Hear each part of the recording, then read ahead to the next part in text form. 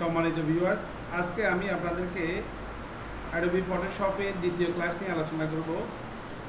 দ্বিতীয় ক্লাসটি হচ্ছে, এখন আমি গত ভিডিওটি দেখাচ্ছি আপনাকে ফাইল সম্বন্ধে পুরো একটা ধারণা দিয়েছি।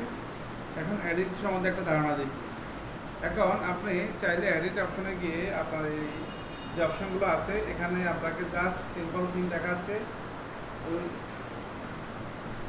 Window, setup forward, setup for banking বা কাট, কপি, পেস্ট, ফুল, এগুলো দেখাচ্ছে।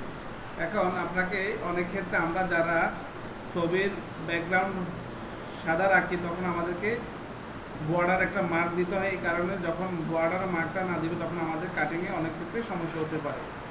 তাই বর্ডার মার্ক দিতে হলে আপনাকে ছবিটাকে আগে কন্ট্রোল এ দিয়ে সিলেক্ট করতে হবে। কন্ট্রোল এ দিয়ে সিলেক্ট করার পরে আপনাকে এডিট অপশন দিতে হবে।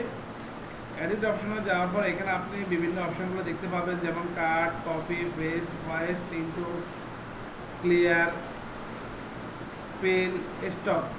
আমরা যখন এই যে ছবিটার পাশে আমরা যখন একটা আপনার বর্ডার দিব তখন আমাদেরকে স্টকে ক্লিক করতে হবে। স্টকে ক্লিক করার পর যদি হোয়াইট ব্যাকগ্রাউন্ড থাকে আমাদেরকে কালো দিতে হবে। আপনি চাইলে যে কোনো কালার দিতে পারেন, কিন্তু অ্যাজ এ অফিসিয়াল হচ্ছে আপনাকে কালো দিতে হবে।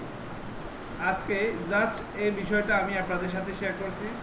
পরবর্তী ক্লাসে আমি আপনাদেরকে ইমেজ সম্বন্ধে ধারণা দেব। আপনারা এই পর্যন্ত আমার ভিডিওটা দেখুন এবং আপনার বন্ধুদের সাথে শেয়ার করুন।